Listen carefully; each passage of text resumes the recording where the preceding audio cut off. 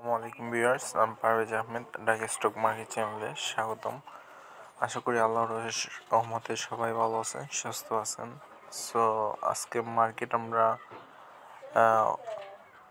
প্রথম দিকে মোটামুটি একটা ব্যালেন্সিং সিচুয়েশনে দেখি, তারপরে বেলা 11টা বাজার সাথে সাথে মার্কেট কিন্তু অনেকটা নিচে চলে আসে, ঠিক আছে, এবং সেই জায়গা থেকে মার্কেট কিছুটা ঘুরে দাঁড়াতে সক্ষম হয় এবং দিন শেষে আমরা দেখতে পাবো হয়তোবা মার্কেটটা সামথিং হয়তোবা 2-4 পয়েন্ট আপ বা ডাউন এর মধ্যেই দেখতে পাবো। সো যাই হোক, মার্কেটে আজকে 183টি কোম্পানি আপ এবং 137টি কোম্পানি ডাউন দেখা যাচ্ছে এবং এখন পর্যন্ত 258 কোটি টাকা লেনদেন হয়েছে। যদি মার্কেটে আজকে নিউজের কথা বলি, সো বিভিন্ন কোম্পানি তাদের ক্যাশ ডিভিডেন্ড তাদের শেয়ারহোল্ডারদেরকে দিয়ে দিয়েছে। এই জায়গায় নাবানা ফার্মা আছে, সিলভা ফার্মা আছে, গেইল আছে, বিভিন্ন কোম্পানি আছে, ঠিক আছে। তো ইম্পর্টেন্ট নিউজ হচ্ছে যে আজকে 2টি কোম্পানির ইপিএস প্রকাশ হয়েছে, তার মধ্যে একটা হচ্ছে সোনালী পেপার এবং আরেকটা হচ্ছে যমুনা অয়েল। তো ফার্স্ট অফ অল আমি যমুনা অয়েল নিয়ে কথা বলবো, তারপরে সোনালী পেপার নিয়ে এবং পেপার সেক্টর নিয়ে আজকে আলোচনা করব মূলত। তো যমুনা অয়েলের যে বিষয়টা হচ্ছে, আপনি যদি বিগত 3-4 বছরের তাদের ইপিএসগুলো দেখেন তাহলে দেখা যাবে যে একটা ধারাবাহিক একটা গ্রোথ আছে, সাস্টেইনেবল গ্রোথ, ধারাবাহিক এবং সাস্টেইনেবল গ্রোথ। তার যদি আপনি পাবলিক হোল্ডিং দেখেন, public holding day by day এটা কমতেছে এবং ফরেন এবং ইনস্টিটিউট হোল্ডিং ধীরে ধীরে বাড়তেছে। আপনারা হয়তো বা টের পাচ্ছেন বা পাচ্ছেন না। তার ডিভিডেন্ড ইল্ডটা খুব সুন্দর একটা চমৎকার সিচুয়েশন আছে, 8.5%-এর উপরে। তার ক্যাশ ডিভিডেন্ড 150%। তার পাবলিক হোল্ডিং 1 কোটির কম। অর্থাৎ এই সমস্ত স্টক সাধারণত কোয়ালিটিফুল ইনভেস্টর ছাড়া অন্য কেউ এইরকম স্টকগুলো হোল্ড করে না। তো যারা ভিডিও দেখে বা যারা বিশেষ করে যারা ফেসবুকের মধ্যে আইটেম খুঁজে, তারা জীবনে এগুলো স্টকের ধারে কাছে আসবে না, আমি বিশ্বাস করি। তবে যদি আমার চ্যানেলের কেউ এই সমস্ত স্টকের যদি এন্ট্রি নিয়ে থাকে তাহলে লং টাইমে তাদের কি বেনিফিট হবে তারা অবশ্যই কিছুটা আন্দাজ করতে পারতেছেন। তার নেট অ্যাসেট ভ্যালু 260 টাকার কাছাকাছি। সো আরেকটা জিনিস, এই সমস্ত স্টকের প্রাইস বাড়ে না, ঠিক আছে, বাট যদি বলা যায় না, যদি কোনো দিন এগুলো প্রাইস বাড়া শুরু করে, ঠিক আছে, যদি বাড়া শুরু করে, আপনি চিন্তা করতে পারবেন না কী পরিমাণ এগুলা বাড়তে পারে। হয়তো বা 400-500 পর্যন্ত যাওয়ার সম্ভাবনা শক্তি রাখে এই সমস্ত স্টক। 400-500 রেঞ্জে যাওয়ার শক্তি রাখে। আমি সেই হিসাবে বলতেছি না যে আপনার যাবে ক্যাপিটাল গেইনের জন্য না, আমি বলতেছি আপনার যে পোর্টফোলিওটা আছে, হেলদি পোর্টফোলিওর জন্য এই সমস্ত কয়েকটা স্টক আপনার পোর্টফোলিওতে অবশ্যই রাখা উচিত। সেগুলো আপনাকে খারাপ সময় সারভাইভ করার জন্য শক্তি দিবে। সো গত বছর এই কোম্পানিটা 40 টাকা আর্ন করছে, সেই জায়গা থেকে 15 টাকা সে ক্যাশ ডিভিডেন্ড দিচ্ছে, বাকি 25 টাকা কিন্তু তার কাছে রয়ে গেছে। সো এই 25 টাকা কিন্তু সে আবার রিইনভেস্ট করবে। সো গত বছর যদি 170 টাকা হতো, আর যদি এর সাথে যদি আপনি এই বছরের 25 টাকা যোগ করেন তাহলে 195, অর্থাৎ বর্তমানে 195 হলেও এই প্রাইসটা কম দামি ছিল, বাট বর্তমানে আসছে 76 টাকা, অর্থাৎ আরও 20 টাকা ডিসকাউন্টে পাচ্ছেন। সো এই সমস্ত স্টক আপনি দেখে রাখতে পারেন এবং আমি এটা শিওর ছিলাম যে এই যে সেকেন্ড কোয়ার্টার ইপিএস যেটা আছে সেইটা বৃদ্ধি পাবে কিসের জন্য? Reason for EPS increase due to increase interest income on bank deposit during the current period compared to previous same period. And net operating cash flow increased due to increased credit and accurate during the period. তো তার সব কিছু কিন্তু positive হচ্ছে। Net operating cash flow যেরকম বাড়তেছে কোম্পানিতে, সেই রকম ইপিএসও বাড়তেছে। সো যদি একটা কোম্পানিতে নেট অপারেটিং ক্যাশ ফ্লো বাড়ে, তাহলে এই কোম্পানির মধ্যে আপনার ডিভিডেন্ড দেওয়ার সক্ষমতা অনেক বেশি বৃদ্ধি পায় এবং কোম্পানিটা আরও ইনভেস্টিংয়ে যাওয়ার চিন্তা ভাবনা করতে পারে। সো আর বিস্তারিত আলোচনা করব না। সোনালী পেপারে যেই ইয়েটা হচ্ছে,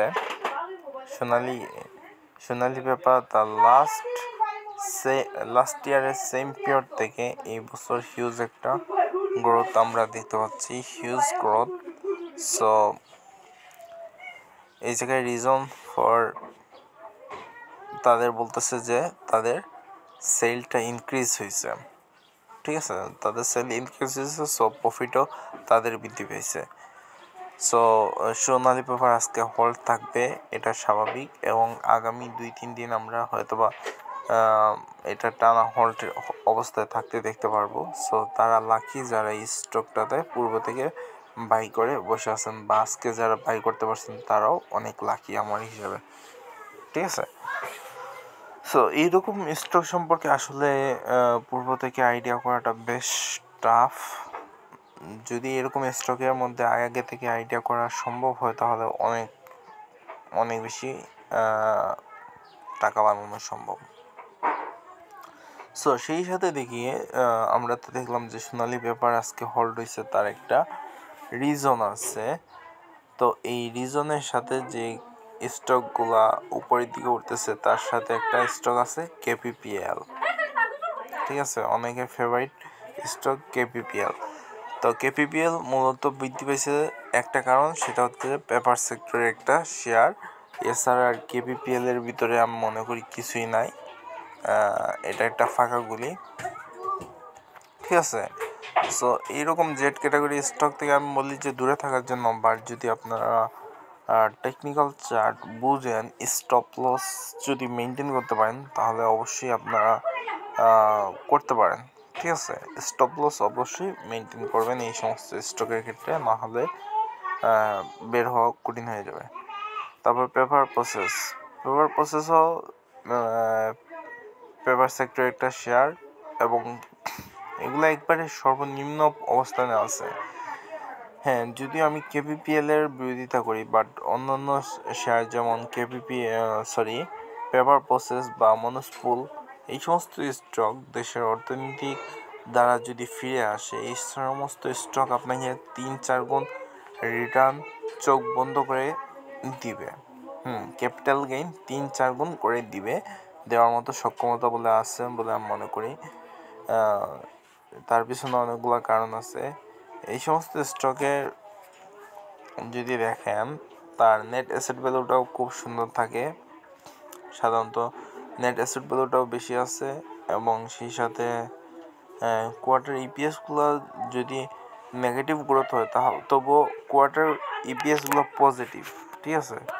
সো সেই হিসাবে আপনারা এইগুলো স্টকের প্রতি নজর দিতে পারেন, যখন মনে করেন যে বটমে আসবে, যখন 90-95 কাছাকাছি আসবে, তখন এটা বাই দিয়ে রাখবেন। আবার 105 টাকা 10 টাকা গেলে, বা 20 টাকা, ম্যাক্সিমাম 20 টাকা গেলে বর্তমান সিচুয়েশন অনুযায়ী সেল করে দিবেন। সো এই সমস্ত স্টকে আপনারা এইভাবে ট্রেডিং করতে পারেন। তারপরে এই যে মনস্পুলও সেম, ট্রেডিংয়ের জন্য এই সমস্ত স্টক মোটামুটি ঠিক আছে, বাট